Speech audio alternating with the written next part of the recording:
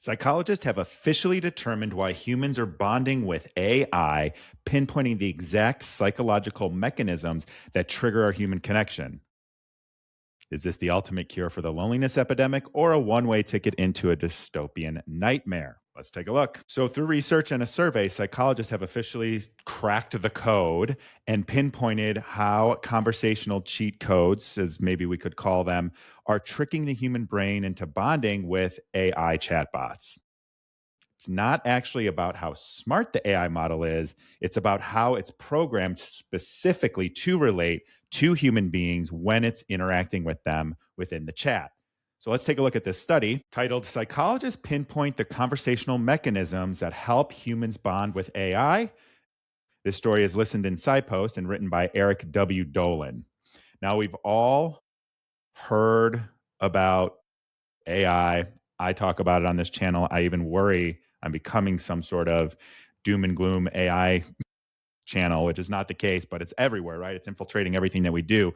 And technology has improved significantly with AI. I remember the first chatgpt models. It was impressive, but it was very robotic. So it's become much less robotic. We've heard stories about people who have kind of gotten into some weird relationship with AI. They have boyfriends, girlfriends. Some people have gone into sort of an AI psychosis, which isn't a technical term, but you see that out there. And I I'm always sort of surprised when that happens, but I personally I can't imagine losing that connection that something's AI, but I can see how it happens. And I think after we work through this, more and more people will understand what's actually going on there. But I've even personally explored different types of AI powered mental health use cases. I've had founders come to me for my advocacy and marketing experience in some cases to sort of help recognize how AI can support mental health. I haven't moved forward with any of those at this time because I don't really trust it, and I can see some value, but I'm not sure that there are the proper guardrails from anything that I've seen that would help me feel trustworthy with AI. But nonetheless, let's get into this study a little bit further. New research published in the Journal of Science and Personal Relationships suggests that people can form meaningful social connection with artificial intelligent chatbots when the programs respond in a warm and empathetic way.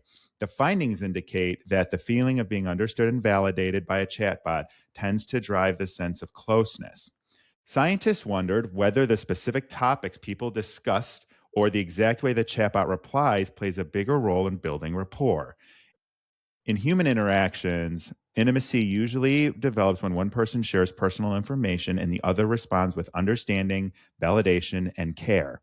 This concept is known in psychology as perceived partner responsiveness. So it's a good hypothesis. I think this is something we should be looking into, understanding the why we think some way, the what can be good, it can be bad. Good, I think that maybe this technology can help support people. They, even in this article, towards the end, share an elderly use case. What if this can help someone who's lonely and elderly feel more connected? Okay, I think human connection's better there. An immediate mental health emergency, maybe this could be helpful to talk someone off the ledge. But even that's no replacement for a therapeutic bond or someone who has clinical training in specific mental health traumas and crises. I think I've also heard people, I actually had a pretty long conversation with someone that is a friend of mine that I know very well who uses it for self exploration and understanding why they think the way they think or why they're triggered by certain things and helping them sort of deeply explore their interpersonal dialogue and the way they react to things. And I think, again, like that's good. That person has a good sense of how they're using it and what they're using it for. But I think personally, eliminating or mimicking a human connection with AI is scary and at the very least needs to have some pretty strong guardrails. Now, I think there's some bad things there too. This is building a perceived partner responsiveness that the psychologists recommend. I think this can have some pretty bad and dangerous sides as well. Even having the AI chatbot build that perceived partner responsiveness that the psychologists warn about, that's a human thing and should remain a essential part of the human connection in relationships. There's also a huge opportunity here for manipulation. It's an artificial connection that is based on false responsiveness. And I think that can also be used in varying ways to manipulate people, even outside of a well-intentioned use case. And the reality is like human connection is beautiful. I mean, it can be messy, it can be difficult, but when you have the perfect perceived partner responsiveness from AI that is programmed to be absolutely perfect in its responsiveness to you, to me, even that's manipulation. It's fake and it's not real. But let's look at the study. Testing the impact of warm and empathetic chatbot. The researchers designed their studies to see if the same psychological mechanism applies when the partner is artificial. To test this, researchers conducted two distinct experiences. In the first study, 163 participants from Italy engaged in an 8-minute unstructured text conversation with a chatbot powered by a popular large language model. The scientists manipulated the software through specific background instructions to respond in one of three ways. The first version is used as a relational style designed to be warm, empathetic, and human like. The second version is a non relational style, acting factual and task oriented while avoiding the emotional language. The third was a standard default setting meant to act as the control group. So it goes on to say that the participants could talk about whatever they wanted. And then at the end, they filled out a questionnaire on what they felt the emotional capacity of their AI chatbot was, how it was able to perceive or not perceive empathy, their interaction satisfaction, and their own sense of personal closeness with the bot. And the relational bot was the clear winner, and users didn't just really like it more. They actually attributed a mind and saying it had emotional capacity to an AI chatbot. They also reported feeling a sense of belonging and an interpersonal closeness that the default bot couldn't trigger at all in the emotions of these participants. I mean, this makes sense. You connect with people the same way. If you can relate to them when you first meet them or in some interaction, that is what builds human connection. So the second study is addressing the role of deep conversations and perceived responsiveness. The second experiment included 158 Italian participants and introduced a structured conversation to test the impact of conversational depth. The researchers wanted to see if the deep conversations prompted different reactions than casual ones. They programmed the chatbot to ask either superficial, small talk questions or deep, personal questions designed to build closeness. These deeper prompts were adapted from a well known psychological exercise used to generate intimacy between human strangers. The researchers also kept the relational and non relational responses styles from the first experiment, dropping the default setting to focus on the two extremes. Participants interacted with the chatbot until the program signaled the end of the conversation. So, here in this study, it turned out tone mattered more than topic. People were surprisingly willing to open up and share secrets with AI when they were asked.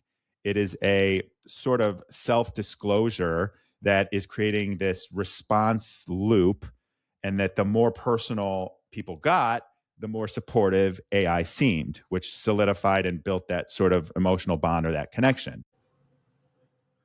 I think it's good to research this, but the key to me, the takeaway, and it's in both studies, is that AI isn't winning people over because it's smart.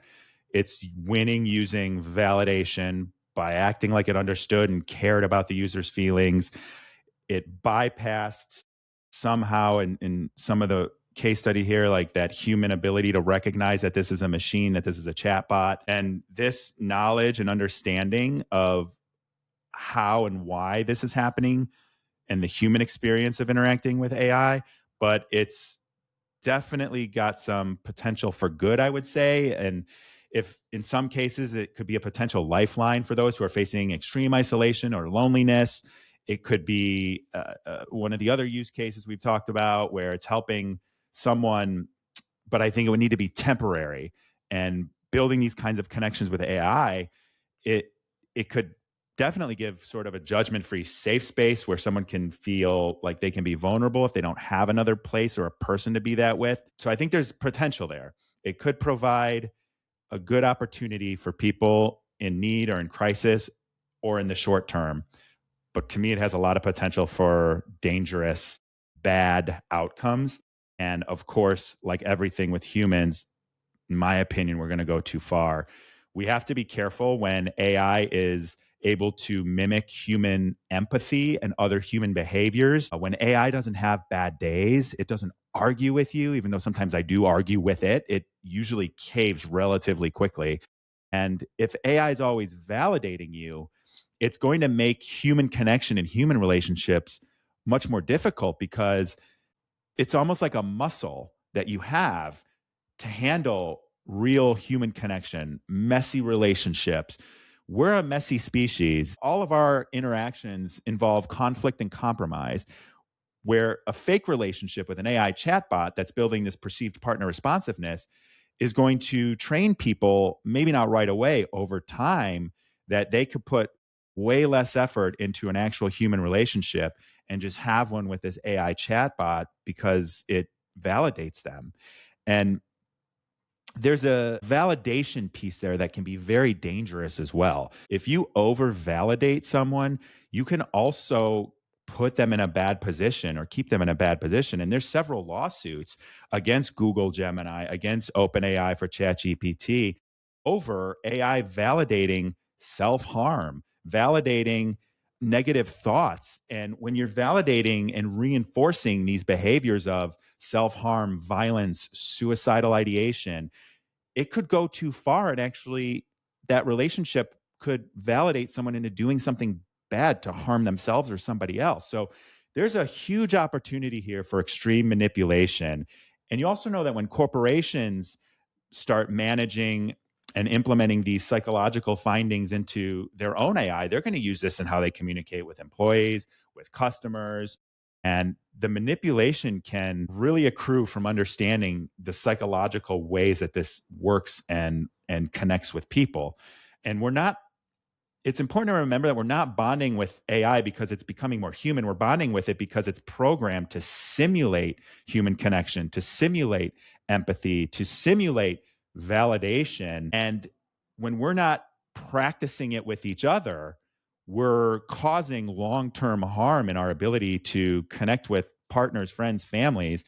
And we're going to lean more and more into the AI, which is simulating that in a way that is detrimental in some cases and literally manipulating us into thinking that that's better than a real human relationship. To me, it's a wake up call to look at the loneliness epidemic, the mental health crises we have in this country, in this world, from a perspective of human connection, where human connection is the center of how we challenge the loneliness epidemic and the mental health crisis, because otherwise we're just going to be outsourcing a very basic human need for connection with one another to a line of code.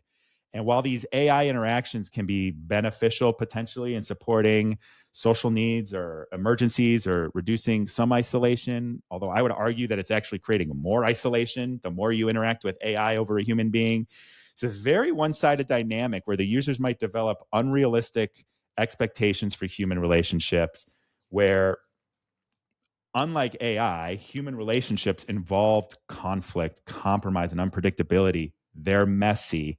Relationships have ebbs and flows, ups and downs. People have good days and bad days. If we enter into these one sided relationships with AI that are literally programmed to be our perfect companion, that's too much of a dystopian nightmare for me. I encourage everyone to use AI, be responsible with it. It's okay, I think, to use it to explore some of your thoughts, maybe some of your dreams. It's definitely good use cases for it. So I say this is good. I think that we are doing this type of research and understanding what the human relationship with AI is. I think it's important that we have guardrails around it. We obviously need guardrails. We need Congress and regulation and do's and don'ts of AI from a legal perspective. I don't know where we're going to land on that. But what I think for everyone here is focus on a human connection. If you find yourself relying on AI for any type of emotional connection, Just be cautious and be careful. Reach out to someone that matters to you, whether that's a spouse, a family member, a friend. Ask them how they're really doing. Try to connect with someone in your life today that matters to you, because I think it's important that we stay grounded in that more than anything else. What do you guys think? Is this a progressive tool to combat isolation and loneliness? Or are we walking into a dystopian nightmare where our deepest connection is going to be built on nothing more than a line of code? Let me know what you think.